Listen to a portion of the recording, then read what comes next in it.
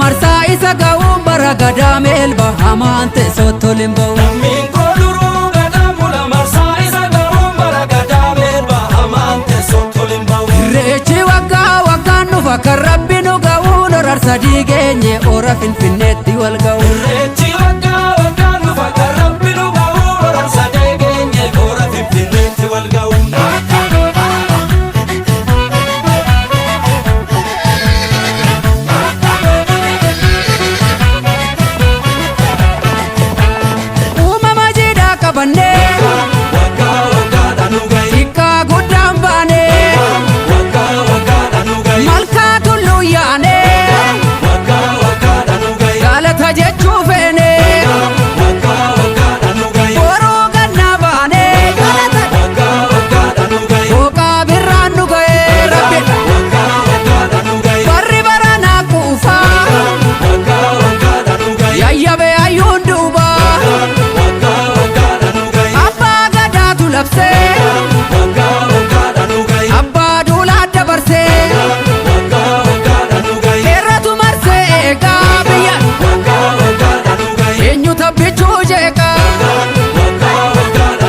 Ayyaantu marsee shaggar jira omtuu nu danda'u kanuma keenya biyyi amaante sottoliin ba'u. Ayyaantu marsee shaggar jira omtuu si danda'u tira fuullee Oromoo amaante sottoliin ba'u. Innaanuuf guddisi jabaa bulchi jennee si kadhannaa kan dabees qajeelchi uumaa guddaa sitti abdanne. Irreechi waggaa waggaan dhufa kan rabbi nu ga'u horar sadii geenye ora finfinneetti wal ga'u. Deebi'aan nuuratti irreechi uumaan deebise ayyaantu deebise abbaan biyyaa si jabeessi uumaan deebise ayyaantu deebise jaarraa tokkoof walakkaa kan ture uumaan deebise ayyaantu deebise hayyuu qabdaa warra rakkoo fure uumaan deebise ayyaantu deebise warri finfinnee saganamaati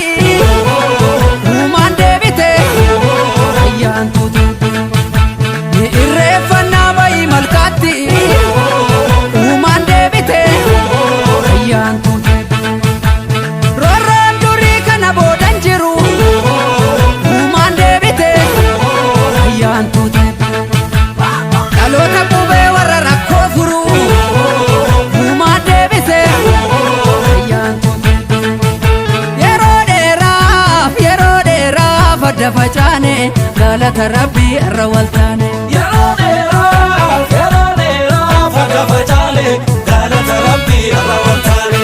Dhiigaan dhufee ilmatti laanne galata rabbii irra wal taane.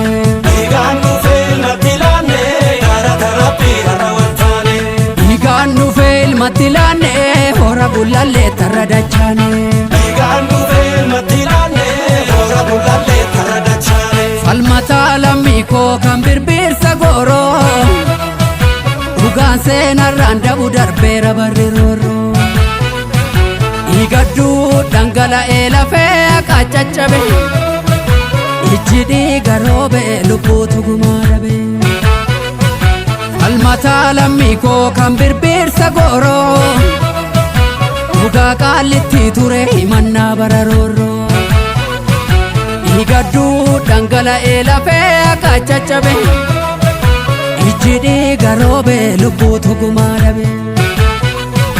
Yoomas keenye salphaatti Sirraan oolu yaa koodee of kenneeti jabaanii sirratti Sirraan oolu yaa foollee seenaan baddanuu galteetti Sirraan oolu yaa koodee wal argina finfinneetti Sirraan oolu yaa foollee irreeffadhu malkaa keetti yarraa Sirraan